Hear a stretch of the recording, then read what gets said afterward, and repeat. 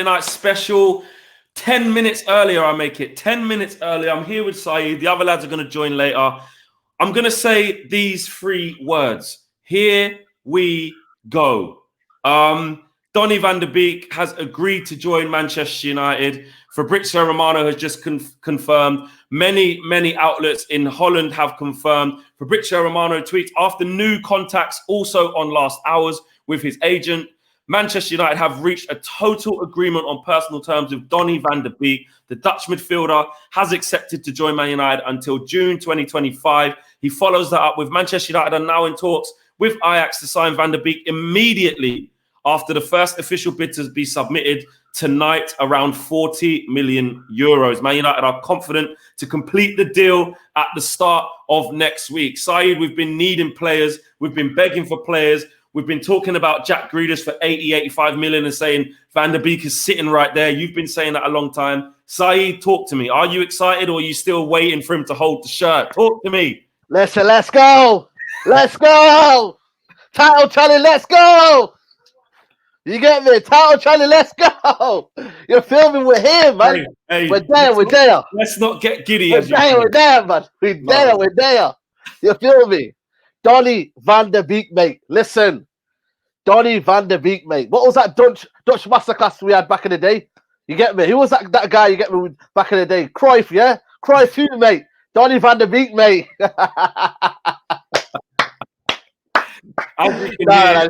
Shout out Cruyff. Saeed. I mean, how excited are you, man? What type of player is Van de Beek and where would he fit into our team? Listen, mate. Man was hoovering the room, mate. I was hoovering my bedroom, trying to set up for the podcast. I'm not even kidding you. My mom told me, go and clean your room. You feel me? Like, yo, listen, I was getting sick today. Listen, I want to do the dry cleaning today, yeah? I want to do the dry cleaning. She said, don't do the dry cleaning. She said to me, go do the hoover in your room. And I was there hoovering the room. I see a Fabrizio Romano tweet. What do? You stop. My heart gasped. I see Man United. I said, here we go. I see Donny Van de Beek. I said, let's go. Listen, I've been starved of this, mate. I've been starved of this, guys, yeah? And let me be, mate. Listen, we've been linked to them, man. You get me, Brooks and them, man, there. Listen, we got Donny, certified Donny. Listen, the guy's called Donny, mate. He's certified. You know what I mean? He's certified, mate. You feel me? He's certified, mate. He's certified. Beyond all the gasworks, though, yeah. I'm not gonna try and kill excitement because you know what? People will say to me, Fletcher's so serious all the time. It's true. We have to get a little bit gas, man, because people have been buying players. We've seen us just on the Twitter account, Instagram accounts, retweeting Van Persie goals and Berbatov goals and player of the month 9 times over. We just wanted some transfer news, and we have got it in the way of a player that actually, this is great value, Saeed. Like, this isn't like this isn't just like, you know, a mega deal, 90 million, £100. This is actually could potentially be a bargain. Listen, mate, we talk about Mason Greenwood, yeah? Listen, right foot, left foot bargain, you know what I mean? Buy one, get one free. This is the ultimate bargain. I was looking at Everton making a signing called Allen, 25 million. And I was saying that could be the sign of summer. Well, listen, mate, Everton, sit down. Because Donny Van de Beek could be the sign of the summer. For 45 million euros, you're telling me he can play number 8. Euros, yeah. So 40 million euros. He can play number 8. He can play number 10. Box to box. You know what I mean? Even sometimes he can play a holding role. He's tenacious. He's a tough tackler. It's something that Man United need, mate. And for people are saying about, but you don't want to disrupt the flow of the team. You don't want to be a first 11. Listen, mate. Shut up, mate. We need a squad depth, mate. Squad depth, mate. Forget about your little fanboys and that. Listen, it's all about squad depth, yeah. And Bayern Munich showed me that you need a squad depth. Perisic, who comes on, Coleman, Coutinho comes on. It's all about squad depth. Donny Van de Beek, yeah. I don't care, yeah. If Bruno Fernandes doesn't score in 2-3 games, yeah, Van de Beek's coming on. This is all about squad depth, mate. No more favoritisms anymore. I want a squad depth, mate, and I'm happy. Listen, Fabrizio Romano was on fraud watch, but now he's back on terms, mate, yeah? He's back on my good luck, yeah, because I was thinking, this guy's supporting Liverpool, he's supporting Arsenal. How many shirts have you got at home, mate? Where's your Man United shirt, mate? Bring on your Man United shirt today. He brought on his Man United top on today. Here we go, lads. Here we go. Okay. Listen, I was asleep, yeah, 4 in the morning, mate. 4 in the morning, I wake up, yo, who's that? Yo, Fabrizio Romano's tweeted. I look at it. Oh yeah, it's nothing to do with Man United. Yeah, back to bed. Get You know what I mean? in. Come on, lads. In. We just signed a player in 24 hours. What the hell is going on with the world? What? It's going off. Adam, welcome to the party. Here we go. Before you have your say, Adam, there's been another Fabrizio Romano tweet. He's just updated and said, Man United are confident and convinced they're going to sign Van de Beek without negotiations, but matching Ajax's price tag with their first official bid. He goes on Instagram to say Ajax, the Man United are now in talks to sign Van de Beek immediately after the first official bid to be submitted tonight, etc., etc. He then goes on to say the club are convinced they're going to sign him, but matching 40 million price tag with their first bid to be accepted by Ajax. Relationships are good after having personal terms agreed with Donny himself buzzing to join. Adam, yes, look, football's a crazy place. Football's a crazy place. The transfer market's a crazy place. This isn't an official statement from Manchester United, but as we all know how transfers go pace, and this has been really quick today. Personal terms agreed. The only thing left is for Fabrizio to basically say, here we go. But it looks like it's finally done. How excited are you about this deal, and what can it mean for us, Adam? Mate, we all know the underlying issues are still there at United, but this one's for the fans. We deserve this after everything that we've been going through recently. This was a deal that could not happen. It was simple. The price is ridiculous. The player, the potential, the quality he's already got fits this team perfectly. It's the perfect player for Ole. He's just one of them where you look at it and you go, how has this not happened before? We've talked about it just off the cuff in other shows. And you know what? Until it's actually happened today, it's just like, well, why wasn't we talking about this more and more before? The fact that United wasn't in for him. I mean, 35 million, pretty much what it sums up to in English pounds. He fits into so many systems. He's tenacious. He's energetic. He's quality on the ball. He sees a pass. He scores goals. The end product is there. I mean, someone just shouted me out on my channel and said, "Is this the best midfield in the league?" But I think it is. It is the best midfield in the league right now, because I tell you right now, Pogba, Bruno, and Van de Beek fit for me into every single midfield in this league. We have got quality, and the biggest thing about this is we have got a plan B in this system now with Van de Beek. We can play different ways when we've got these sorts of players in the team. This is what we need. We need to have an option when Bruno isn't pulling up strings, when Bruno's not doing it like sometimes he wasn't towards the end of last season. He looked like he was tired. We've got someone else there now. Do you know what I mean? That's the I look key, at him. That is the biggest thing. He's 23. We've got a player for a decade there if we play it right. And he just brings another avenue of quality to the midfield, to the creativity side of our game. And you know what? I'm looking at, you look at all his highlights and everything that he does and all the games he plays. He's one of them who will square a ball rather than go for the glory. I'm thinking of Martial, Rashford, Greenwood's now looking at this and going, "Whoa, we can fill our boots this season if we play this right." This all now comes down to Ole. If we can get in, and I think this signing should be covered by all the players that should be really leaving this summer. We've got more than enough in what's going out to cover this deal. So there's no excuse not to get the Sancho one done as well now. And then still hit, like Mark said many times, which I agree with, is United's yearly net spend. If you add a Sancho and a Van de Beek to this team, then it sort of is definitely going in the right direction that we all thought was nowhere near. Last week, we thought we were nowhere near this. For United to come out and do something that we used to do back in the 90s and sign a player in 24 hours, just give us all that little bit of a boost. That's what it is. I'm not saying this, it's not going to change everything about the club, but it's just giving us that little bit of a boost. And you know what? Something to actually feel confident about going into the summer with. And that's what it is for us at the moment. We needed that. We're not stupid. We know what we were feeling like only 4 days ago. And right now, it just feels a lot better. And I'm a happy man. Absolutely. Rick has just joined us on the breaking news as well. Good to see you, Rick. Before I come to you, I'm just going to read out a couple of super chat. There's loads flying in. 20,000 people watching live. Wow. DKCH says, I'm so happy, but I can't shake off the feeling that something bad will happen again, and we will mess up this deal.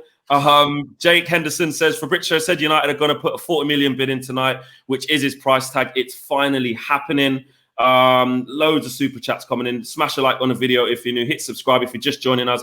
Personal terms agreed with Donny Van de Beek, expected to sign for Manchester United. Samuel Luciano says, Said, you don't have to buy MU. Have to buy MU. That was a joke. That was a joke from what we did the other day. Said, remember? And congrats on Adam to get into one chat on his channel. Go check it out. Big that up. Rick, you're just joining us. Good to see you, mate. Donny Van de Beek signs, actually is going to sign. It's saying, how are you feeling about that, Rick? Very pleased. I mean, I've not watched him a hell of a lot, but I watched a couple of games against Spurs last season. He looks a quality player to me. I'm pretty excited, if I'm honest. Yeah, he looks a great player.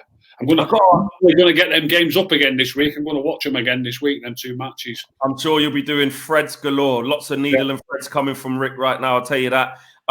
Rick, I've got to ask you this, though. What if he's been brought in to put your boy Nemanja out the side, and then it's going to be Pogba, Bruno, and Donny Van de Beek? And I'm only having a little bit of a laugh because at the end of the day, it's all about quality. Like you say, Rick, it doesn't matter who plays. We just need quality no matter what game it is. But would you see him? How do you see that dynamic with Matic there? You know, like you said before, Matic can't play forever. That Van de Beek a lot younger. How do you see that dynamic working, Rick? As I've just said, I want to watch him again. But what I have seen of him, I don't see him as a competitor for Matic's role. I really don't. I see him as more of an attacking player. Somebody put his goal scoring stats up the other day. I know it's the Dutch league, but his goal scoring stats are fantastic, and his creative ability seems to be, and that's what I remember. The player that I remember. Look, when you watch a game, as particularly a game that you're not too bothered how it goes, but I did watch the 2 games against Spurs last year. So you're not concentrating just on that player. But what I remembered of that player is a player who's always buzzing around the edge of the box, trying to slip people in, trying to get the full backs in behind. I don't see him as a competitor for Matic's role whatsoever, if you can call it Matic's role. The last time we played, Fred played. You know what I mean? Whose role is it? And we got beat, by the way. You know what I mean? Played well, though, Ricky. Played well, Ricky. Yeah. Don't be sorry.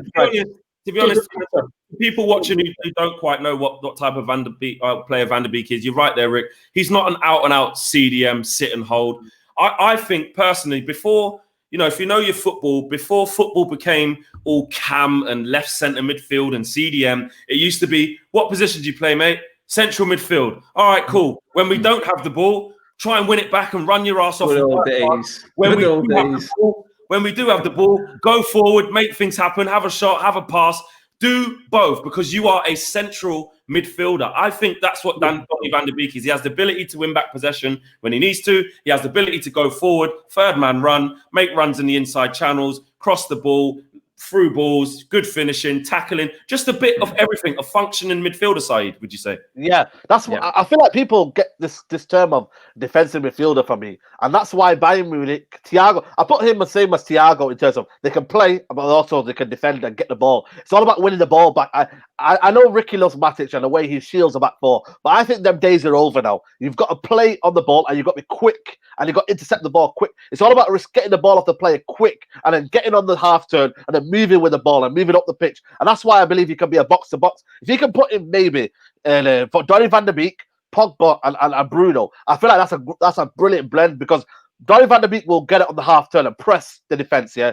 And then also he can shield the back four, give the energy in midfield. So then look at Liverpool's team now, you know what I mean? Fabinho, he can do a bit of both. You know what I mean? You might think he's not agile on the ball, but he can get the ball, he can run with it, have a shot, do whatever, edge of the box. You've got to be adaptable. And if you're a Man United player, you've got to be adaptable. I love Matic, I love what he does, but it's not adaptable for me. And it doesn't give you that kind of sensation of, you know what, can he go forward with the ball? And I want the midfield to be give and go. So Pogba can sit, Donny Van de Beek goes, Bruno Fernandes sits. You know what I mean? It's a bit of a give and go. I don't want it to be like 4-3-2-1. Right, let's go target Matic. Donny Van de Beek can be on that sitting midfielder, can go forward. Let's get the ball, receive it, move. Quick play. And only with this style of play, he wants people that can get the ball quickly. And that's a sign. Maybe it's the end of Matic. I'm sorry, Ricky, but maybe it's the end of Matic. Let me explain something to you. Let me explain something to you. You just mentioned Fabinho, right? You just mentioned Fabinho. Yeah. It's about having a player in the team who's got this type of mentality. What I'm going to mention to you now, right? Yeah. If Fabinho plays in a different position, what position does he play? He plays at CDM. Well, yeah, but if he plays if you had to use him in a different position, he plays centre half as well, don't he? Centre back. Right back. No. Right back. He played at Monaco. And right back, but use him. Fabinho's that good.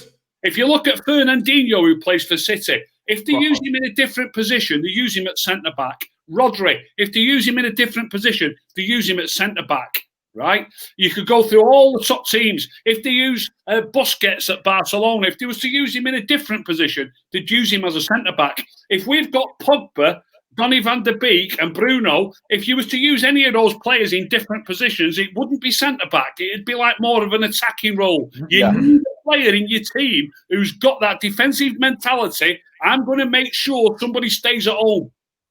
I'm going to make sure somebody stays at home. I'm telling you something here, Saeed. You need a player who's got that mentality. If we've got Donny Van de Beek, Pogba and Bruno all in the same midfield, it'll be a look at Bayern Munich, though. Look at Bayern Munich, how they play, Ricky. Look at the way Bayern Munich play. You need a Fernandinho or a Matic or a Rodri or a Busquets, somebody who's going to hold the fort. I think that games are over, Ricky. I think them days are over. You've got to be quick on the ball. Liverpool don't keep Fabinho then. Are they going to get rid of him? No, but Fabinho's nowhere near Matic, though. Fabinho's nowhere near Matic. Fabinho and Matic are nowhere near. Think of it this way, Adam, I'll bring you in 1 second. Adam's patiently waiting there. We'll come to you next wrap. Basically, what Ricky's saying is that you need someone in there whose first thought is going to be, let me protect the fort. In a lot of teams, yes, those teams that you just mentioned. But if you do look at a Bayern Munich, if they was going to play Thiago in any other position, they wouldn't choose to play him centre half. You could say they'll choose to play him more attacking wise, but it depends what type of team you have. It depends how you play. But I see what you're saying, Rick, in terms of you need a player in there who's going to give the balance. If you've got all forward-thinking, attack-minded central midfielders, then yeah, it can be a bit of an issue. I understand that. Adam, I'm just going to get through a couple of these super chat. There's loads. Just going to respect those. Can we play 4-3-1-2 now? Matic in CDM, Pogba and Van de Beek in CM, Bruno in central attacking mid, and Rashford and Martial as two strikers. Yeah. Could we see diamond formation? Ricky making a lot of sense, says Kalechi. There you go, Rick. Big yourself up on that one. And there was another one here. This is from Rory. He says, imagine Van de Beek and Pogba pivot in midfield option when needing an attacking field to the match and Matic defence to hold with either Pogba or Van de Beek beside. So basically a lot of versatility there.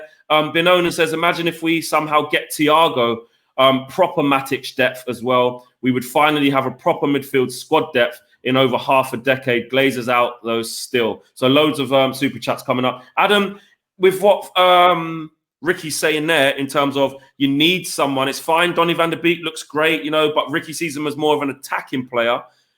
Do you agree with what Ricky says there in terms of you need someone who's going to hold the fort, give the balance? I don't agree with Ricky or Saeed, mate. I think it all comes down to the manager and the style of football you play. We've won nothing trying to play with defensive midfielders, let's be honest. Absolutely nothing. It works for certain managers, it works for other managers and how they get their message across and how they want to play. When you've got a certain style of play, we haven't got that yet. We still don't know.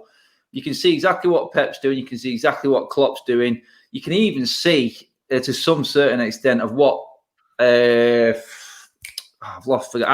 doing at Arsenal now. So this is a massive, massive season for Ollie for me now. Forget about who's playing where and what players are playing in what position. It's all about how he portrays how he wants to play on the pitch with the players that are out there. I touched on it before in terms of Van de Beek can come in and cover Bruno. He can come in and cover Matic. He can come in and cover Pogba. He can cover all these roles. It's all about the system you set out with and how you get that message across to the players that are in it. Yes, Matic is our one holding midfielder. I don't see Matic busting forward and scoring loads of goals. So, yeah, Vicky's right on that sense. But it does all start from the top for me and how you set the team out. Because you could put a Van de Beek in there in a game. And this is what I mean in terms of versatility, in terms of the team, squad depth and changing the system. We can't play the same way every single game. We knew this. because in the big games we played counter-attack, and in the small games it didn't work. The small games maybe is where Matic does not play, and we have to be a bit quicker in creating ball. But in the big games, I would see Matic always playing because of the control. It's just the way I see the game, but I know exactly how a certain team is going to look at what Pep did. Perfect example. He changed it up for some stupid reason in the Champions League, and he's been slaughtered for it. Why did he go so defensive when what's won it for him in the past is playing a certain style and pressing higher up the pitch? If we're dropping deeper, it doesn't work for us. You could play defensive, but more up the pitch. You could press higher and try and win the ball back there, judging on the opponent you're actually playing, because you know a certain team isn't going to have what it takes to get behind you, even if they do win the ball back. It's all about how you set the team up at the start of the game, how you look at it. And this is what Fergie did all the time. He played a certain way. And you know what? I think he was criticised. A few of the United players looked at him when he went all-out attack against Barcelona in 2009, 2011. Whereas in 2008, when we played defensive against them and played it right, we actually beat them. They didn't score a goal in 2 games against us. The year after, for some reason, we changed tactics and went, it's Man United. We go forward and attack. It changes all the time. It's the adaptability in the squad that you've got. And we haven't had the type of player that can carry out that sort of message or work that right way that the manager said recently. But now we're building players and we have got a good nucleus. This comes into Matic's 3-year extension. These players can learn a lot from Matic going forward. We need to sort of have that sort of mix of old and youth. We've not got enough experience in our team right now. So Matic comes in that department. But going forward, it's all on holidays for me now. There's no excuse this season now. There really isn't. He has to make a mark. He has to stamp a style of play. Yeah. And he has to be adaptable. And definitely adaptable when it comes to changing and giving players a rest. This is what this brings for me more than anything. There's a change in tact. We need that rotation, don't we? It is. Rotation so many times. It is down on Ollie for me now, this more than any other player, because he's got the quality to use there. He's got different systems we can all see that these players fit into. He must be working on this. Okay. He has to start trusting the squad. And he has to start bringing something different when needed. It can't be the same every single game. Super chat's coming in there. Praffle says, frightening midfield is Matic at the base of a diamond. Left centre mid, Paul Pogba. Right centre mid, Van de Beek and Bruno at the top of a diamond, basically. I can see why you're thinking that. There was another comment that basically said that Van de Beek can play defensive midfield, attacking midfield, and or just central midfield. He is quite versatile in that right. When I find myself in times of trouble, Donny wins the ball for me, running through the midfield. Van de Beek. It's all about being adaptable, Flex, man. I feel like the modern midfielder now has got to be adaptable. And for me, we need to get rid of these players that are not adaptable. Pereira, not adaptable. What's it called? McTominay, not adaptable. Matic, for me, not adaptable. The new modern day football now, you've got to be adaptable. Kimmich, Thiago, everybody's becoming adaptable now to how you play, but press, power, pace. We need to be adaptable to that. And Liverpool, Liverpool by Thiago. You know what I mean? Chelsea, Kovacic, and Kante, and then you got the Havertz kid in front of there. It's going to be a powerful Premier League. And maybe Ollie seeing the Van de Beek style of, you know what, we need to go press and win the ball high up the pitch and then go from there. He's done a lot of work down the wings as well in a lot of his games. He does do damage from the wings. He could easily move into that front three when needed. Imagine he gets in behind the lines a lot. Very versatile player. I like this one from Big Steve, Rick. In your opinions, is this signing a turning point for transfers for the club? Trust in Europe's European scouts, stepping away from Brexit FC and speed. Basically, a lot of value in the market when you kind of don't go for that young English, top talent. You see how much Jadon Sancho is going to cost. You saw what numbers were kind of brandished around Jack Grealish, etc. We've seen it with Harry Maguire, Wan-Bissaka, the list goes on. Do you like the fact that we're looking to the continent, looking at technical players for a fraction of the price? This is going to cost us the best part of probably £35 million for a player of this quality. Do you like that? 100% I do, yeah. Yeah, I do like it. And like I say, I mean, I'm dying to watch him again a couple of times, but from what I've seen of him, I think he's a top quality player. I think there's room for him in the team. So if you can get a player who can, I mean, I've heard one or two people saying really he's going to be a backup player. I mean, I'm not sure. I mean, you lads might be able to remember better than I can, but I'm not sure we've spent more than £30 million on a player who we don't expect to get plenty of first-team football before. And I mean plenty of first-team football. I don't just mean coming into playing the Europa League or we're in the Champions League this year, not the league. Yeah. I'm talking about getting plenty of league games. I think you will. Have we spent more than £30 million on a player who doesn't get loads of league games before? I can't remember one. Yeah. I see what you mean. Well, to be fair, Eric Bailly costs what, 27, and he's been injury stricken. Some people don't want 40 million Lindelof in a team. Yeah, exactly. And to be fair, though, they did buy Bailly, like you said there, though, with the intention of getting loads of games, not just coming into it. I mean, I think it's a good point now. But that's one thing what we've got to talk about here. We've been so critical of how we've been as a club, especially in this transfer window. And we do get like that as fans, especially when it's kind of like when your friend gets, you're a little kid and your friends get new toys and you still got the old ones and you're seeing them get newer and newer toys and you get a little bit, I don't want to say ungrateful, but you just get a little bit like, well, where's mine? Where's ours? When are we going to get some? Adam, do we need to kind of say, actually, you know what? Well played, about time, kick on again and get more. I don't want to take it away from Donny Van de Beek and get rude about it and say, right, that's one, let's go again, because we're not quite there yet. He's not actually holding up the shirt, so it is still a bit of a process. But do you like the fact that actually it's linked this morning by midday or halfway through the day? It was personal terms. Now we're like, they've reached an agreement with him, incoming bid. Like, do you like that? Do we have to take our hats off to the board for saying, well done? You don't even have to ask that question, mate. Do I like that? My God, that's what United used to be like in the 90s and the early 90s.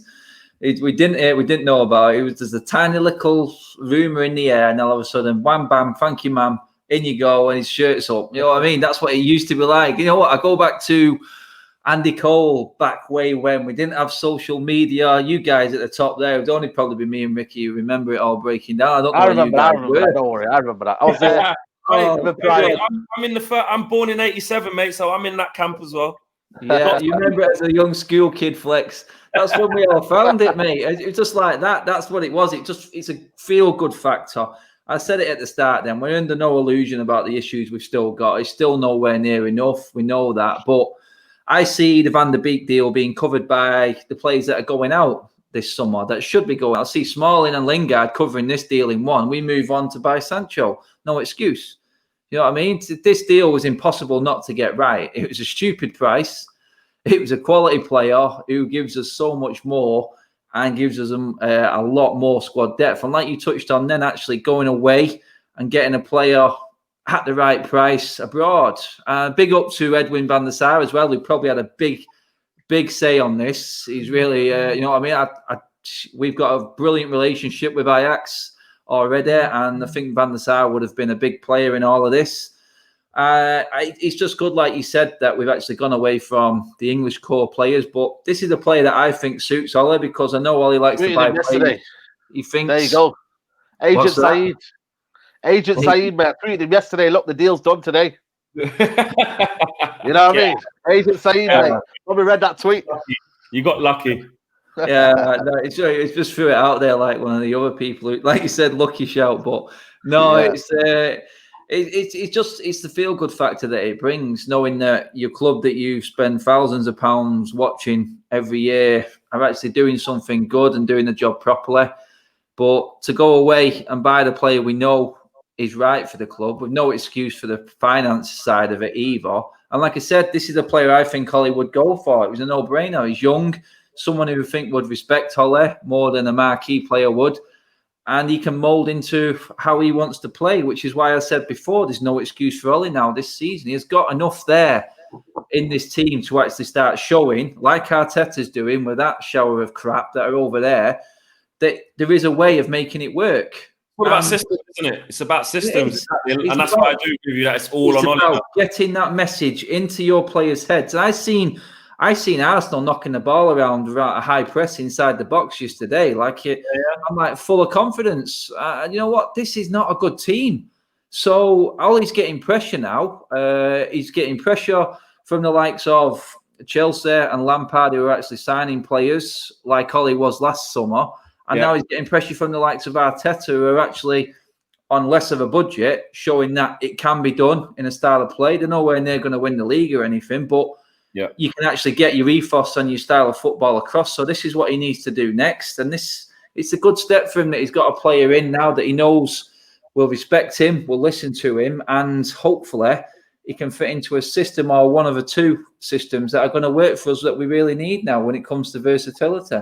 Absolutely. Aditya says, just a thought on the new toys, what I was saying. I like the Chelsea team, but if we get Sancho, also which player from their team, except Kante, replaces our players from the first team? That's a fair point. You're looking like we're building a real competitive squad there. And Realistic 27 says, in my opinion, if we end up signing Sancho as well, Ollie will be under pressure to perform consistently week in, week out, no matter who we play. And look, it's the same thing with Lampard. He's signing a lot of players. When you do get the players that, fit the bill, the players you've been after, come with big, responsibilities, big expectancies, the pressure does go up. It does. Rick, what do you think will happen? Is it inevitable that we're going to get the outgoings? Adam touched on it there. Van de Beek coming in. You look at the central midfield area. You're looking at what? Bruno, Pogba, Van de Beek, McTominay, Fred, Matic. That's 6. Pereira wants to be in there somewhere. Lingard wants to be in there somewhere. That's 8. Surely there's got to be some outgoings there, Rick. Hopefully Pereira leaves. Hopefully Lingard leaves. That's what I'd think. Agree. Even 6 might be slightly too many. I did read one rumour, I don't know if anybody saw it, that Fred might be going to, was it Galatasaray? Galatasaray. I read that. Yeah, I did read that. I don't know how, it's early, that it hasn't picked up loads of momentum, but yeah, you're right there. I did read that, Rick. I just think 6, if they all want plenty of football, I think 6 is too many. I seen Saeed shaking his head, and do you know what? I can't PSG, really. PSG, they got 6. Yeah. I'm not, look, maybe 6 is okay. You might get one of them gets a long-term injury, then you've only got 5. Yeah, there you go. Well, maybe 6 is all right, but 8's not. No, 2 of them have got to go for sure. Yeah, I mean Lingard also plays up front, but we're going to be okay for forwards. I think if we get Sancho, aren't we? Yeah, makes sense. I think this is big here, Saeed. I mean, you're advocate of Fred, and I love Fred. I know you've rated McTominay in the past as well when he's coming. Where do you see the outgoings coming from, and how do you think Manchester United should attack that? Should we have one season with just an ample big armory, or is it inevitable that for Solskjaer to get the balancing act? It's very difficult because, like you said, like Ricky said there, they're not going to get tons of football. People are going to miss out. So how would you deal with that? For me, I got to keep Fred because of European football. We play Champions League. I feel like that kind of European football, you could do well in that. And the press, I mean? I think it's valuable because it's going to be a long season, but people don't realise it. We've got FA Cup, Carabao Cup, Champions League, Premier League. The winter period's coming up. There's a lot of injuries, a lot of muscle injuries. We have we haven't got the best medical department in the world. We've got absolute shambolic medical department that has let Rashford play through injury. So the medical part's not great. And what you're going to have to do is, then you're going to have to play different diamonds. So maybe play in a diamond formation where you got 4 in midfield, Van de Beek, Matic, Pogba, and Bruno. You're going to have to play maybe a 4 there. And I just feel like maybe Dallo can be shipped out. I don't think it's good enough. I think for 20 million we've been robbed. Pereira for me would have to go. Who else would be here?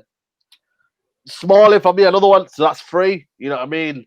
And then I'm looking at Romero. Jones. Well, Jones, I think, will retire at United. Sorry?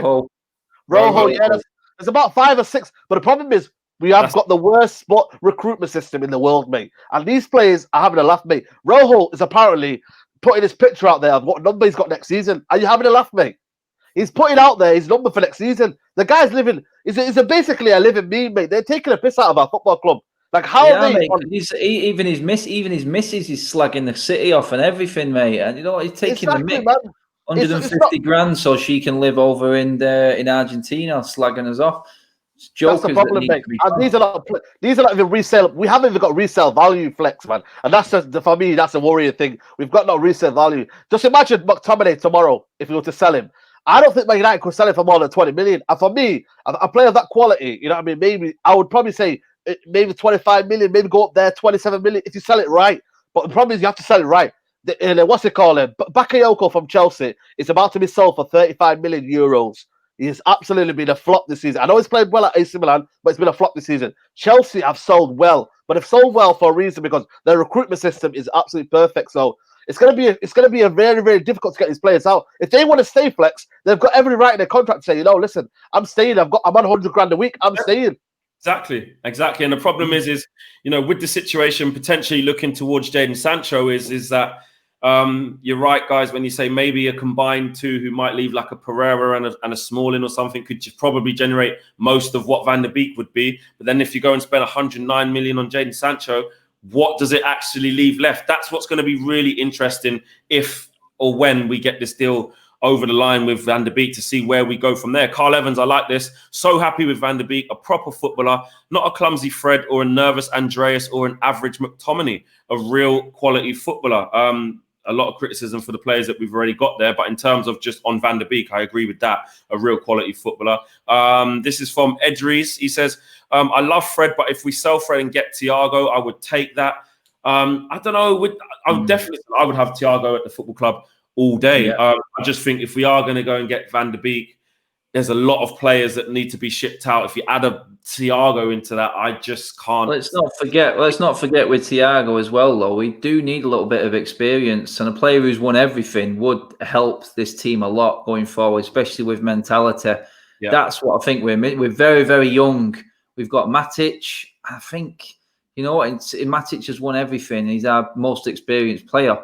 He can't mold that winning mentality on his own. If you brought in a Thiago who's just got man of the match in the Champions League final, you know what I mean? At that age as well, 29 is not old. It's not in the modern day football. So you know what? I know we have to ship players out to get these other players in, but the reported fee for Thiago, it's a no-brainer again. Right, do you know what I mean? If he's interested, then you make that happen because he's only going to help what we've already got there. You care about him being injury prone? People are saying in the comments. Injury prone. I mean, what have we got already? I mean, if he's fit right now, then we go for him. My issue is when we're buying players like Darlow, they were injured when we bought them. Yeah, you know what I mean. I've just watched this guy actually run the show against one of the best teams in the world in a finals. You know what I mean? I've just seen him stand out above some absolute quality on that pitch. And the fee for that type of quality, you can't take the chance. You can't not afford to take the chance on that for me. 2 years younger, 29 years of age. Perfect age for us right now. Would be another bargain. Reflection says, great to see smiling faces in our camp. Now let's get the best man from Edwin van der Sar as director of football. What's your thoughts on that? And there's another one here from Preem Prodigy. He says, I think people are having a bit of a go at McTominay. Good squad player. You need those players to win leagues. Fletcher's, O'Shea's, not all world class. I can agree with that. You do need a space for those types of players. When your Mavericks aren't at it, you need someone who's going to grit their teeth together. We've all said that collectively that McTominay is a good squad player for the future, I think. Yeah, he is. Yeah. Rick, obviously it looks like this is going to get over the line. Where else would you like to see us go from here in terms of recruitment? I know you always talk about actually everyone sort of rips the bench and rips the second string. And I know we've had a lot of chats, and where I've left the chat and gone, you know what, kind of see what you mean in terms of second string's not even playing half the time. Look at the first 11. I really remember when you said that to me, because I'm a sort of person that when someone says something to me, if I think something, I don't just like to just stay with what I think. I want to take in what people say and then kind of form a well-rounded opinion. But you said that the subs don't even really get to play, so how can the blame be on them?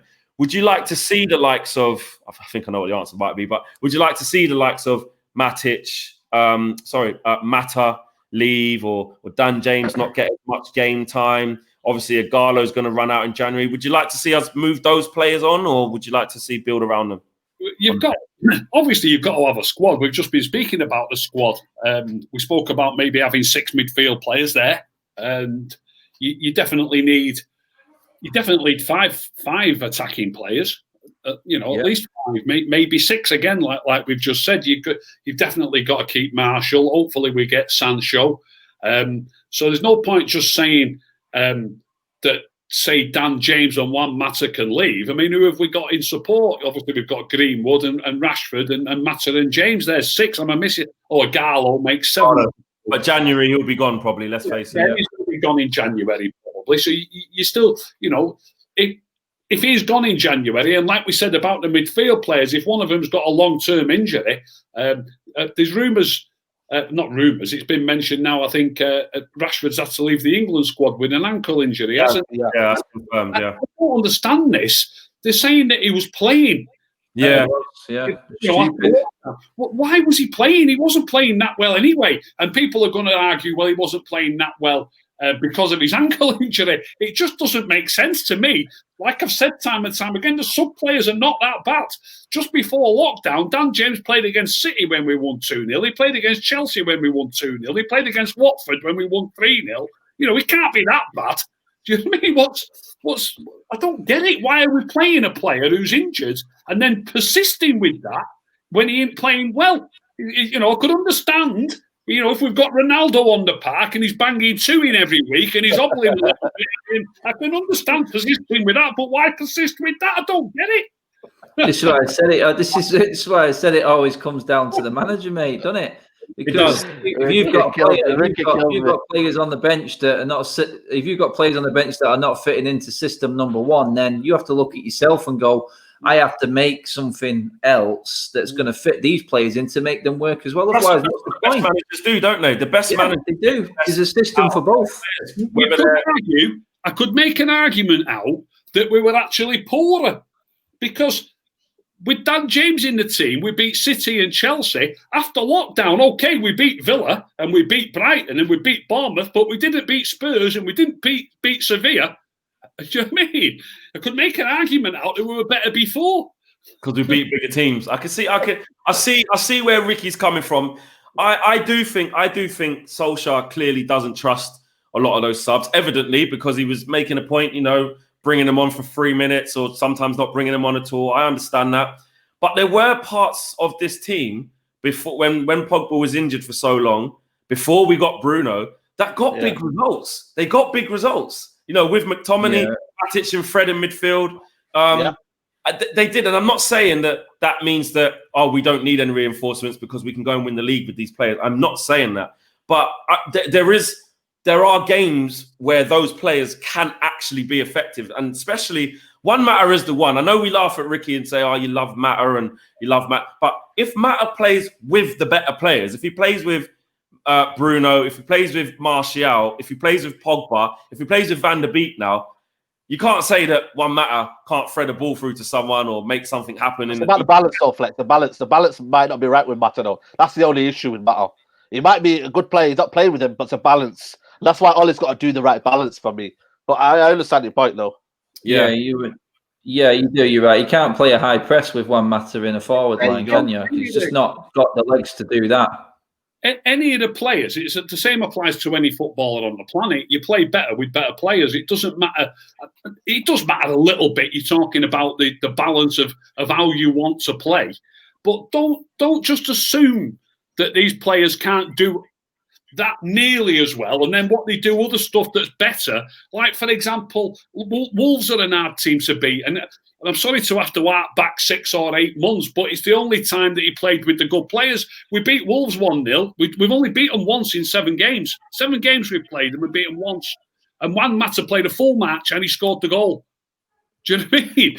It was a poor game, though, Ricky. I remember that game. I nearly fell asleep. You can argue all these things. All I'm saying is that if Juan Mata played, just say, for example, he's never played once with Pogba, Matic and Bruno all in the same team. Never once, right? So let's just say we would have started a game with Matic, Pogba and Bruno in midfield, with Marshall at centre forward, Rashford on the left and Juan Mata on the right. Just say we would have done.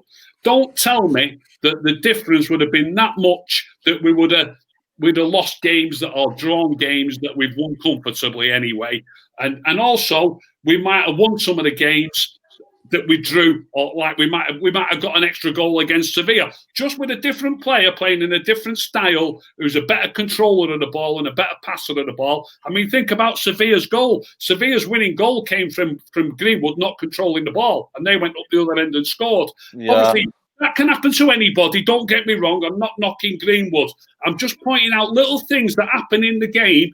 Don't just assume that everything will be crap if a different player plays who's got different strengths. That's all I'm saying. Yeah, you can definitely say that. It's like how you look at it as an opposition player. With if I'm a defender, I'm looking at Mata on the right hand side. I know exactly how to play him. With someone like Rashford, you don't know, because he's got different sides to his game. He can beat you for pace. He'll shoot from ridiculous height. You just don't know what he's going to do. Whereas Mata, you know what he's going to do. Mata, for me, is part of a squad. And Mata comes into certain games for me. That's what I'm trying to get at. There needs to be a way, a mix, to bring all the players in at the right games. There's games for every single player in this squad. You just said it there. Ricky just mentioned it. Flex, you touched on it with the City games and the big games that we won when Bruno wasn't even at the club. So if we've done it that way, there is a way to do it. But for some reason, it just went into stalemate mode. And we ended up running players into the ground right at the end of the season. Somehow we were tired, having had 3 months off. So how that happens is just, it bewilders me. There's a way to do it. It all comes from the top. He has to have been working on this in pre-season now. There has to be a way to make the squad work, because City do it. You know what I mean? Liverpool do it when they need to. And, you know, Chelsea have got the squad to do it now as well. So there's 3 teams at the moment who everyone would say are probably slightly ahead of us in terms of squad right now. A few more signings, we may be back on par again, but they're the levels that we should be looking at. Right now, you're looking at Leicester, who haven't signed anyone yet. Probably not as much of a threat as what they was last season, and definitely being in the Europa League. But you know what? We've got to look at it now and go, right, this squad isn't going to be playing Europa League crap standards now. This squad's going to be playing the best of the best in Champions League. So let's not play Rashford, Martial and all the big guns in these League Cup games. Let's not play them all. Let's mix it up. Let's play Igalo and James. Yeah, you know what I mean? Need to mix it up. There's so many formations that we know and see can work in there. I just don't understand why we're so rigid in our selection and what we do. It's just very predictable what we do. Ricky, what is that? What Adam's saying there, I think, is exactly the problem. These players are not getting an opportunity to show what they can do. Like you've just said in the League Cup, it's a bit awkward for him because he wants to give them all a game, and he also doesn't want any of his major players to get injured. But when you make 6 or 8 changes in a League Cup match, the players who are coming in are not getting the opportunity to show what they can do. They can't do that because they're not coming into a team, A, that's settled, and B, with all the best players in it as well. So if it's a settled team and it's the best players, you've got a great chance of being able to show what you can do. You bring in Dan James, Juan Mata, Igalo. I'm going to say Fred. I'd have Matic in the normal team. You bring in Fred. Every time Fred plays, they take him off, by the way. Every time I do the thing. Leave Fred alone. Leave Fred alone. You bring in all these players, and you've not got Bruno feeding you the ball. You've not got Martial linking you up into the play. You haven't got a chance to show what you can do. So he needs to give these players the odd chance, and certainly needs to give them half an hour off the bench, one of them or 2 of them at a time, not 3 minutes like he did against Sevilla.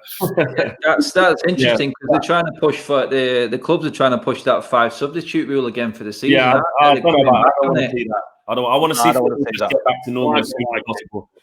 Bradley Aitchison says, "Hey lads, get in. Hopefully this is the end of playing a CDM side. Bruno and Van de Beek, tasty. Do you want to see the end of having a player in there who thinks defensively?" Yeah, absolutely, mate. You know what I mean? It's a new wave of football now. The way I've watched Champions League football, for me, realise it. You know what I mean? I know Verratti, people associate him as a CDM, but he's a player that can go on the half turn, get past a few players, and then pass it into Di Maria and Neymar. That's the total midfielder I want. I know Matic is good in terms of shielding the ball. I know Matic's qualities. He's been a good servant for the football club. But I think Solskjaer needs to believe in his own hype. His hype for me is press. The way he played at Moldo was press high up the pitch, counter-attacking football, pass, fast pace. You know what I mean? Ole Gunnar Solskjaer could prove me wrong in the way he plays. If he plays Donny Van de Beek, Pogba, and Bruno Fernandes, the fast style. Then you have Sancho, if you get Sancho, you know what I mean? Rashford on the left, Martial up top. I'm telling you, mate, you know what? A lot of teams won't be happy to play us every week, mate, because we're going to be so good. I think we could merge into that Jurgen Klopp mode of, you know what I mean, counter attack, win the ball high up the pitch, and maybe we can have a new style of play now. And Ole Gunnar Solskjaer is maybe going to be adaptable to it. It might not do well, and it might still be tactically naive, but at least you can see something with Donny Van de Beek. Something that can say, you know what, that could help his style of play. If there is a style of play, it could help him. You know what I mean? But Donny Van de Beek can be on that hole, and they can all interchange. Bruno Fernandes can come sometimes sit on the pivot, then play from there. It's all about adapting and being able to play different positions. If you're not going to do that, you might as well, again, don't play for Man United Football Club. We need to be an adaptable club, mate. I'm very adaptable. Okay. Nitin says there is no way of not playing a CDM in our team. Centre halves are not up to the mark. You can see the way Matic helps our centre back significantly. So basically, kind of disagreeing with what you're saying there, Saeed. Look at what Saeed touched on Bayern Munich there, though. But look at the help that system and that formation gets from the goalkeeper playing the sweeper goalkeeper. That's that's what we don't have with De Gea either. We don't have a goalkeeper who will come off his line. You would not believe what difference that makes to a defence, knowing that you've got a goalkeeper who's good on the ball, who can actually come off his line, just pass a simple ball out to the defence. It makes a massive difference because you can play a higher line with it. You can press higher, but it has to work as a full team from front to back. And that's what he's got to get right now. He's got to work on it. He's got to work on different systems because it has to change. It has to change into not just one style of play. There has to be another style of play along with another. Yeah, you can't have one way of playing and try and be naive and go to every single team and attack every single game in the same way, can you, Adam? Dylan Taylor said we need to build a system and integrate fundamentals and principles into the squad. It seems like Ollie caters to the players instead of building brilliant point. Okay, I can see where you come from there. This is interesting. As a strength and conditioning coach, footballers are tested every day before training to monitor individual training intensity.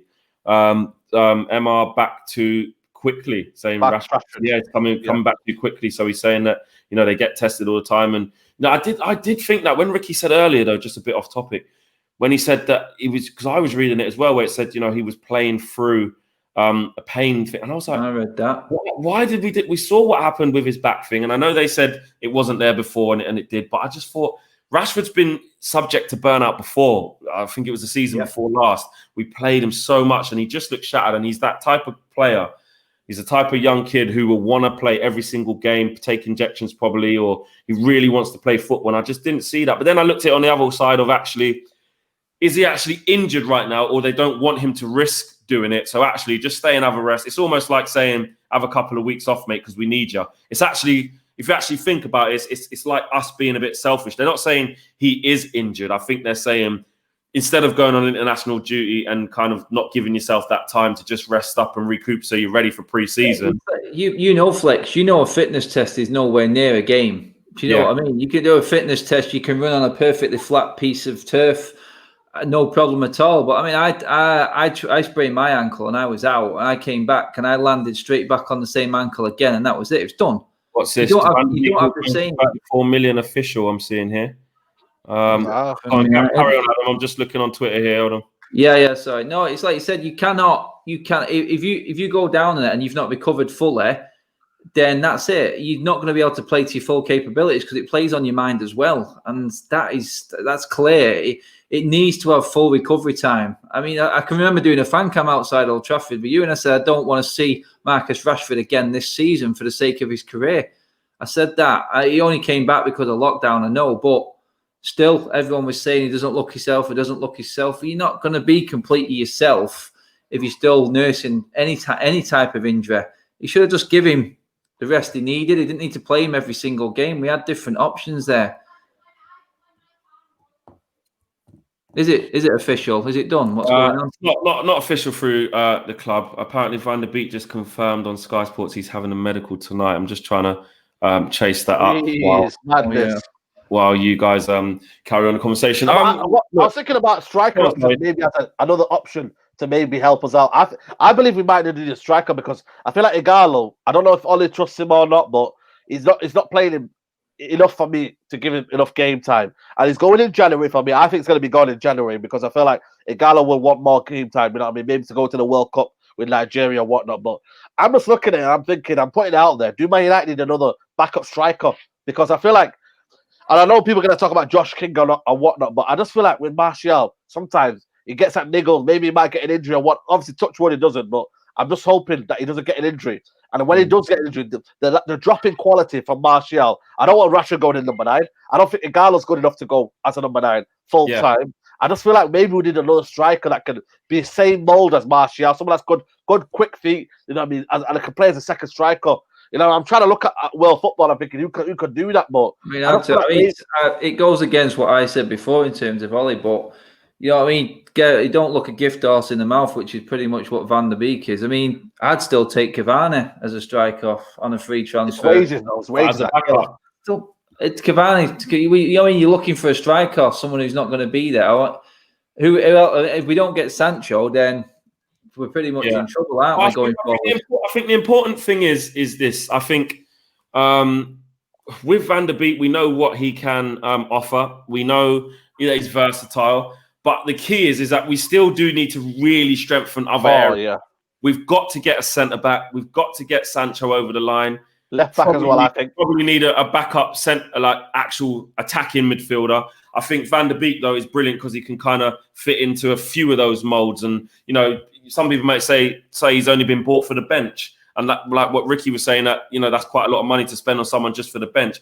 I just think it gives that rotation. Like Van de Beek can easily start instead of Matic in a functioning midfield. If Pogba's injured or Pogba's not quite at it, he can easily start instead of him. If Bruno isn't quite at it, you can maybe push Pogba further forward and say, right, okay, Van de Beek, you come in, sit next to Matic or sit next to Fred. It just gives different options. Smash a like on the video, guys. If you have just joined us, Van de Beek to United is all but confirmed. Manchester United have not come out and officially said it yet, but Simon Stone has just tweeted as well, and he says that as per others, Van de Beek to Manchester United is pretty much on. He says Van de Beek close to becoming Man United first signing of the summer window for around £40 million, personal terms and medical still to sort, but shouldn't be a problem. Simon I just Stone. hope nobody comes for him, man. I just hope that Mourinho guy doesn't come for him, man. I'm just praying, man. Man United, get this done quickly. Get it over the line. Tell him, listen, you're coming to Man United, mate, because there's a whole habit with these kind of players. They look around, they look at the wages. You know, they Tottenham if they offer more wages or whatnot. I just wanted everything to say, listen, Woodward, get this done over the line. Honestly, if this wasn't to happen over the line, mate, I'm coming to Man United HQ, mate, and I'm going there and I'm going to, listen, mate, it's going to be crazy, mate. Protests are galore. Big up Simon Cooper. I remember he said something really funny on the KG show. I think something he said he was in the wheelchair and his legs were as much use as I can't remember what you said, Simon, but it was really funny. It was really funny. Big up yourself. Big up Flex. Woodward must have seen my legs comment. Oh, there it is. There, my legs comment last week. Better by him. I think he did. And Suya says V don't have pressers in midfield. CBs are too slow. I think it means we. CBs are too slow for a high line. Both goalkeepers not great on the ball. Fullbacks that don't bomb forward enough. Great show. So basically, while we're all excited about Van de Beek, a lot of people are basically saying, look, we still need this, we still need that. Ricky, I'll finish off with you and then go around to the rest of the lads before we finish off. I mean, to be fair, we might even do a little bit longer. 24,000 people watching live. That is great. And that's big up. I mean, that's a round of applause. Look at that. That's brilliant. Big up to everyone watching on Sunday night. It's because you know what? We finally got some good news. Everyone just wants to just have some talk about getting a new player. Ricky, I'll start with you and we'll see how we go over the next sort of 5-10 minutes. Might do a little bit longer. What would you like to see us go for as well as now, Rick? Where do you think we need to go in this transfer window after Van de Beek? We definitely need a centre back. You know, don't want to go down, cover old ground again. We know my feelings on Smalling. I'd keep him, but he looks like he's going to go. If he's going to go, we need a centre-back without a doubt. Bailey's not reliable enough, in my opinion, not just injury-wise, but sometimes on the park as well. I don't think he's reliable enough. So whether it's a starting centre-back or a centre-back as cover, I think we need a new centre-back. We've got to get rid of some centre-backs that we've got. Getting rid of centre backs there. So Saeed, he's basically saying, centre back very, very key. I agree. Guys, get your questions into the fellas now. I think the last sort of 5-10 minutes, we'll do a little bit of a Q&A. You guys can ask anything. Direct it to who you want the question at. If you've got a question specifically for Saeed, Adam, or Ricky, type it in, and I will do my best to get those questions for them in the next few minutes or so before we wrap up. Saeed, what do you think we need to go for most? Ricky, I'm gonna have to go. Ricky, centre back's absolutely paramount. I'm looking at that Bad Sheila guy, and I'm thinking, 19 years old. Why don't we just get Menji in? Like, you know what I mean? Like, for me, you go look at your own. Why would you buy a 19-year-old for about 50 million? Because that's what they want, 50 million, same as Martial money. Why would you want to go buy a 50 million for a 90-year-old? Twan Zabi's there, he can come up. I feel like for me, you got to look around and maybe go for. The problem is, not much centre backs out there, mate. There isn't centre backs out there. I'm looking at Kimpembe. I'll probably go for Kimpembe. Maybe go for a Kimpembe kind of style player. I think he would be decent. I would also go for a left back for me. Luke Shaw. I know Mark Gomes is fanboy and whatnot, but listen, he's injury prone, mate. He's injury prone. He's not reliable. He's not here for the long season. For me, he would be a good backup player. Go on San Regulion. 25 million release clause. Go buy him. Easy money there. That's 2 signings done. And then I would go and probably buy a forward player. Obviously, along Sancho is already, people know everyone wants Sancho, so I'm not going to add him. But I think the third player I would buy would be a kind of a left forward player that can maybe go up front. So maybe, you know what I mean, like I don't know, it's just a left forward player that can maybe play up front as well. Be adaptable to both positions. I think that would be key as well, just to help us out, balance it out, you know what I mean, and give us that kind of, adaptability. I keep talking about adaptability. Man United need adaptability to be in the long run for the season. It's a long, long season, guys. You don't understand. Just a number 9 we need, Saeed. We don't need someone who can play from the left or at centre forward. We just need a centre forward. Marshall can play on the left. Rashford can play on the left. Yeah. James can play on the left.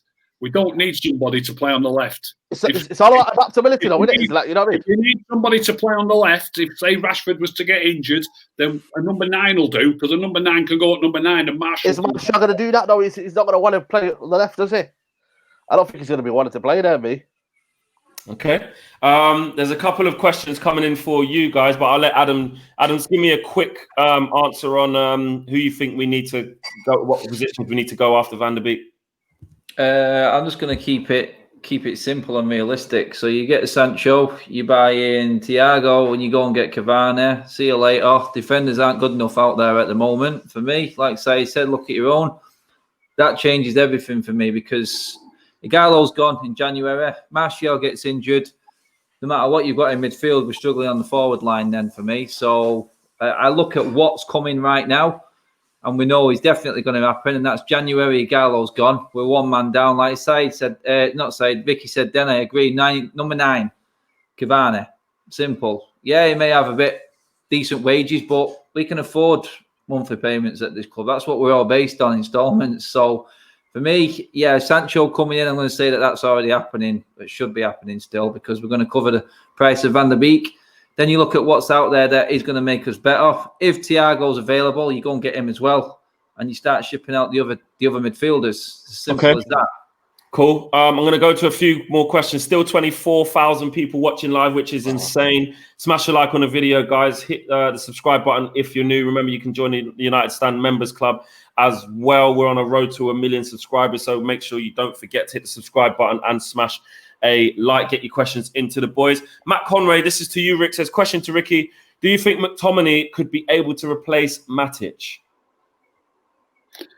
Eventually, I think he could. Yeah, I think at the minute he's got a lot of energy, McTominay. He likes to get around the field like Fred does, and he's good at it. And they're both great at getting around the field and putting fires out, as I call it, in different parts of the field. But like we were speaking earlier about a player who's got that mentality of, it might just be intelligent just to wait here a minute and see how this move develops. And I think all the best teams have got a player who thinks like that. And I think Matic thinks like that. I don't think Fred thinks like that. I don't think McTominay thinks like that. So maybe it can come. One day I think McTominay might be experienced enough and bright enough, if you like, to start thinking like that. So yeah, eventually. Okay, eventually. There was another one. It was for you, Ricky, but I kind of went past it. It's Craig Mickinen says Ricky's thoughts on Matic to left centre back. Could that work? He does cover us at left centre back quite often, but we always talk about needing a player with pace, don't we? I don't think that's going to work. But against most teams, it would work for us fine. I won't fancy playing Liverpool away with Matic at left centre back. But if we have got Van de Beek, Bruno and Pogba in midfield, and we're against half the teams in the league, I'd be quite happy with Matic playing left centre back. Yeah, I would. Okay. While I ask Saeed this question, get a question in for Adam as well. But Saeed, this is for you from Cyan Bo says, Saeed, once Sancho comes in, do we see Greenwood playing the number 9 role while Tony might be injured? It could do, but I just feel like, it's a lot. To be a number 9 and to be a complete number 9, you've got to do a lot on the ball. And I'm just thinking with Greenwood, I love him on the right hand side because he can drift off in games. It's better for him to drift off in games and come out of nowhere. Take a man on and then shoot, and that's what he's been doing better at. I just think up front, what Martial does is he gets the ball, he holds it up, he brings people into play. Bullies defenders. Can Greenwood do that at his age? For me, I'm not sure yet. I think he needs to go on the right hand side, develop himself on the right hand side, and then move over to forward position. I just think right now, to be a centre forward, you've got to have a lot of attributes now. Before it was just back in the day, it was just if you're a goal scorer, you're a goal scorer. Now there's a lot of things you've got to do to be a centre forward now, which is crazy. Okay. Sean from Ireland says, Adam, you can take this one. Who got the best deal? Chelsea with the ST, I'm guessing the striker, or us with Van de Beek? Well, in terms of Chelsea and what they needed, they sort of take it for that one because they were desperately in need of another striker. If you looked at our positions, Van der Beek comes in and does help us out in terms of squad depth, but in terms of what we really were looking for at the time, and I know there's time in the market yet, I'd probably say they probably just tipped it right now. I'm not saying that Van der Beek's no good, but for what the clubs both really needed at the time, I would say Thibaut Werner was definitely what Chelsea needed, to be honest. I think they clipped it on that one. Okay, Adam, this is for you as well. Adam, is there still hope for getting Upamecano from RB Leipzig? All depends on the price. It has to work for United, these deals. The reason we got Bruno and looks like we're getting Van der Beek is because they want to come to the club and the price is right. The buyout clauses are good. They suit our budget. We would like to see a player like Upamecano come in, but it all depends on the price, doesn't it? There's always hope, but again, if we're going for Sancho, that deal doesn't happen. Okay. Loads of super chats coming in now. I'll take this one quickly though. This is from Jacob Khan says, this is a flex. Do you think James cover for Sancho? Look, they're not in the same breath of player, those two. However, I do see where teams are tiring, Dan James can be brilliant, or in certain games, he really can tire out the opposition and make something happen. But for me, if Sancho comes, I think it pushes Dan James quite far down that pecking order. Whether you think it's right or wrong, I think you've got Greenwood on one side, you've got Rashford on the other. Martial can change if Igalo comes in or whatever. I see it being quite detrimental to Dan James. But he's a £50 million player from Swansea who's had a decent first season, so he will just want to learn from there. This is Joe and Daniel. He says, we will get Sancho and a centre-back, recoup some money from Rojo, Jones, Dalot, Romero, Mata and Pereira. The other players deserve another year's audition, surely. Do you think Medjbri or Mengi could step up? Ricky, do you think any of those young lads can step up? And do you think we will cash in on those players mentioned in that super chat there? I heard the players mentioned in the super chat. I think Mata was in there. I don't think Mata's going anywhere. I'm not just saying that because I like him. I don't, No, there's no Matic in there. He's put Mata. Oh yeah, Mata. That's how much he loves Ricky. I honestly don't think Mata's going anywhere. I'm not just saying that because I think he's a good player. I really don't think I don't think they're going to try and sell him. And what at his age, what value would there be in selling him apart from losing the wage bill, I suppose. I don't think. And as Adam said, do we need to lose 100 grand a week or whatever it is? They don't seem to mind about paying that sort of money out, do they? No, they don't. The two young lads, you're asking the wrong person. I've not seen them enough to say if they're good enough to step into the team. I don't really know. Fair enough, but I do like that because people pretend that they watch all the under-23 matches and that these players are better than. I really hate that. I really hate when someone says, "Yeah, I told you about this thing like from the reserve." Like, well, how do you know they ain't played the first team game? Any young player can smash up the reserves. You come to big man football, it's a whole different ball game. Yeah, you can see if you know your football, you can see on the eye that they've got something. But essentially, you still don't know until you put them in front of 75,000 people under pressure. Anyway, that's just my little bugbear. Adam, you take this one. This is Sally. Says for Adam, is Bruno close to being indispensable? First name on the team sheet. First name on the team sheet. Simple as a simple answer for me. That you don't take winners and players with that influence out of your team. For me, you build your team around them sort of players. There's 3 players.